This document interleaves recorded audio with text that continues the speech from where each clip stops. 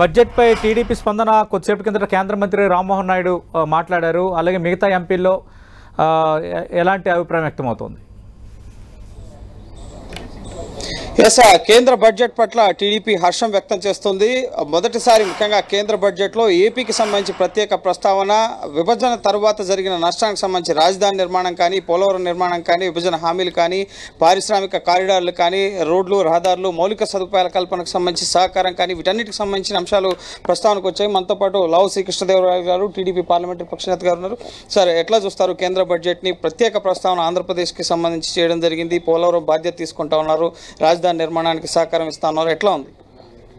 అభివృద్ధికి నోచుకోకుండా ఆగిపోయిన ఆంధ్రప్రదేశ్ ఈరోజు ఒక అడుగు డెవలప్మెంట్ వైపు ముందుకేసిందని చెప్పి మనందరం కూడా భావించాలి. గడిచిన 5 సంవత్సరాల నుంచి కూడా నేను బడ్జెట్ చూస్తూనే ఉన్నాను. చాలా తక్కువ సార్లు ఆంధ్రప్రదేశ్ గురించి మాట్లాడటం జరిగేది. కానీ ఈరోజు ప్రత్యేకంగా ఆంధ్రప్రదేశ్ గురించి ఫైనాన్స్ మినిస్టర్ గారు బడ్జెట్లో మాట్లాడటం అనేది అందరం కూడా హర్షించాల్సిన విషయం. ఆమెకి ప్రత్యేకంగా ధన్యవాదాలు తెలియజేసుకోవాలి. ఆమెకి అలాగే ప్రధానమంత్రి గారికి కూడా ఈరోజు ఆంధ్రప్రదేశ్కి ఈరోజు ప్రముఖంగా ఆంధ్రప్రదేశ్ గురించి మాట్లాడినందుకు ప్రధానమంత్రి గారికి కూడా ధన్యవాదాలు చేసుకోవాలి. అయితే ఈరోజు ఏదైతే అనౌన్స్ చేశారో ఇది మరొకసారి చెప్తా ఉన్నాను, ఒక అడుగు ముందుకు పడినట్టు. దీన్ని మనం మరింతగా కష్టపడితే ముందుకు వస్తాయి. ఈ ఫండ్స్ అన్నీ కూడా తెచ్చుకోవాలి, మంచిగా డెవలప్ చేసుకోవాలి. ఆగిపోయిన ఏదైతే ప్రాజెక్ట్స్ ఉన్నాయో, అమరావతి ఆగిపోయింది, దాన్ని ముందుకు తీసుకెళ్ళాలి, కట్టాల్సిన అవసరం ఉంది. పోలవరం కూడా ఆగిపోయి ఉంది, దాన్ని తీసుకెళ్ళాలి. అలాగే బ్యాక్వర్డ్ డిస్ట్రిక్ట్స్కి గడిచిన 5-6 సంవత్సరాల నుంచి రూపాయి కూడా రాలేదు, అవన్నీ కూడా తెచ్చుకోవాల్సిన అవసరం ఉంది. దానికి సంబంధించి స్టేట్ వైపు నుంచి ఇవ్వాల్సిన ఏదైతే మ్యాచింగ్ గ్రాంట్స్ ఉన్నాయో అవన్నీ కూడా ఇచ్చి మనం తెచ్చుకోవాల్సిన అవసరం ఉంది. ఇలా 1 కాదు 2 కూడా. అలాగే ఇండస్ట్రియల్గా ఏదైతే ఆంధ్రప్రదేశ్లో రావాల్సిన ఇండస్ట్రీస్ ఉన్నాయో అవన్నీ కూడా ఎక్కడా కూడా గడిచిన 5 సంవత్సరాల నుంచి కూడా రాకుండా ఉండే పరిస్థితి కనిపిస్తూ ఉంది. దాన్ని కూడా ఈరోజు ఇండస్ట్రియల్ నోట్స్ 2 అనౌన్స్ చేయడం జరిగింది కేంద్ర ప్రభుత్వం. దాంట్లో భాగంగా ఇండస్ట్రియల్గా కూడా మనం ముందుకెళ్ళేదానికి అవకాశాలు ఉన్నాయి. వీటన్నిటితో పాటుగా స్పెషల్గా క్యాపిటల్ ఇన్వెస్ట్మెంట్ కూడా ఇస్తామని చెప్పడం జరిగింది. స్పెషల్గా కూడా క్యాపిటల్ ఇన్వెస్ట్మెంట్, ఇంకా రోడ్స్ కానీ, ఇరిగేషన్ ప్రాజెక్ట్స్ కానీ, లిఫ్ట్ ఇరిగేషన్ ప్రాజెక్ట్స్ కానీ, వీటన్నిటికీ కూడా టూరిజం ప్రాజెక్ట్స్ కానీ ఇస్తామని చెప్పి కేంద్ర ప్రభుత్వం అనౌన్స్ చేస్తుంది. వీటన్నిటి కూడా మనం తెచ్చుకోవాల్సిన అవసరం ఉంది. వీటికి సంబంధించి మనం పర్సు చేయాలి. చేస్తేనే ఇవన్నీ కూడా అనౌన్స్ చేసిన వాటికి మనం నిజంగా న్యాయం చేసిన వాళ్ళు అవుతాం. తప్పకుండా వచ్చే 5 సంవత్సరాలు ఆ ప్రయత్నంలోనే మేము అందరం ఎంపీలు అందరం కూడా ఉంటాం. ఇండియాలో టీడీపీ చాలా కీలక పాత్ర పోషించబోతుంది అనడానికి ఇది ఒక నిదర్శనం అనుకోవాలా? ఇటీవల ప్రధాని సహా 10 మంది కేంద్ర మంత్రులను కలిశారు. చంద్రబాబు, మీరంతా ఇక్కడ ఢిల్లీ వచ్చి ఆల్రెడీ కేంద్ర ప్రభుత్వంలో తెలుగుదేశం పార్టీ ప్రముఖ పాత్ర పోషిస్తూనే ఉంది. మీ అందరికీ గుర్తుంటే ఏ రోజైతే ఎలక్షన్ రిజల్ట్ వచ్చిందో ఆ రోజు తెలుగుదేశం పార్టీ ముందుకు వచ్చి మేము సపోర్ట్ చేస్తున్నామని చెప్పిన తర్వాతే ఆ రోజు మార్కెట్స్ కానీ ఇవన్నీ కూడా స్టెబిలైజ్ అవడం జరిగింది.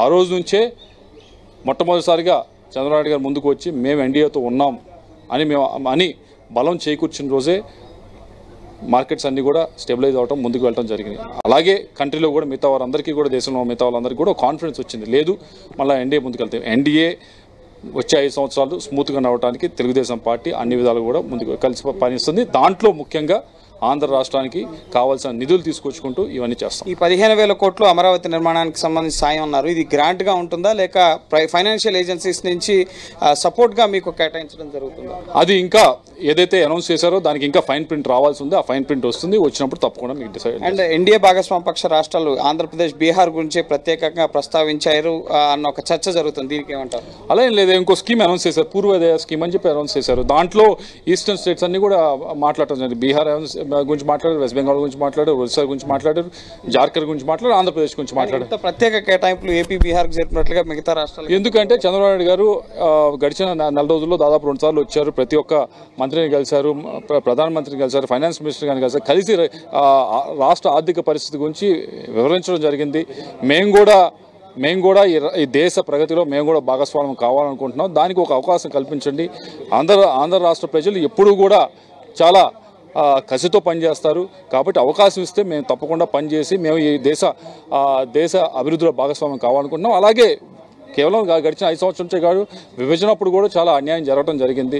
మొత్తం ఉన్న నిధులన్నీ కూడా అటు తెలంగాణకు పోయినాయి, ఉన్న ఇన్స్టిట్యూషన్స్ అన్నిటి పోయినాయి, ఉన్న ఇండస్ట్రీ అంతా అటుపోయింది. ఇటు ఆంధ్రప్రదేశ్ ఏమీ మిగలేదు. జరిపిన కేటాయింపులు ఏవైనా ఇవన్నీ కూడా కంటి తురుపు చర్యలే. ప్రత్యేక హోదా టీడీపీ అడగడం లేదు అంటున్నారు. దీన్ని ఈరోజు మీరు అందరూ కూడా చాలా క్లియర్గా బడ్జెట్ సెషన్ చూస్తే కనుక బడ్జెట్లో ఫైనాన్స్ మినిస్టర్ గారు ఏపీ రీఆర్గనైజేషన్ యాక్ట్ గురించి మాట్లాడటం జరిగింది. నేను నిన్న మొన్న కూడా మాట్లాడతాం. మాది ఒకటో రెండో విషయాలు కాదు, రీఆర్గనైజేషన్ యాక్ట్లో ఉన్న ప్రతి ఒక్కదాని గురించి కూడా మేము మాట్లాడుతూ ఉన్నామని చెప్పి దాని గురించి ఈరోజు మాట్లాడటం జరిగింది. దాంట్లో చెప్పడం జరిగింది రీఆర్గనైజేషన్ యాక్ట్లో ఏదైతే ప్రామిసులు చేశామో వాటిని మేము ముందు తీసుకెళ్లేదానికి అన్ని ప్రయత్నాలు చేస్తామని చెప్పడం జరిగింది.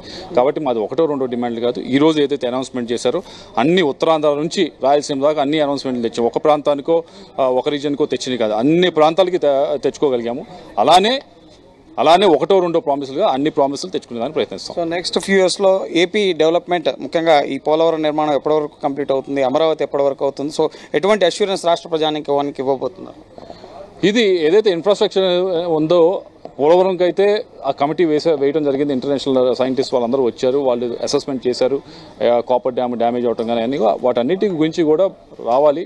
అసెస్మెంట్ బయటకు వచ్చిన తర్వాత దాన్ని రీబిల్డ్ చేయాలా లేకపోతే బాగు చేయాలా ఏంటి అన్ని చూసిన తర్వాత టైం ఫ్రేమ్ మనం చెప్పగలం.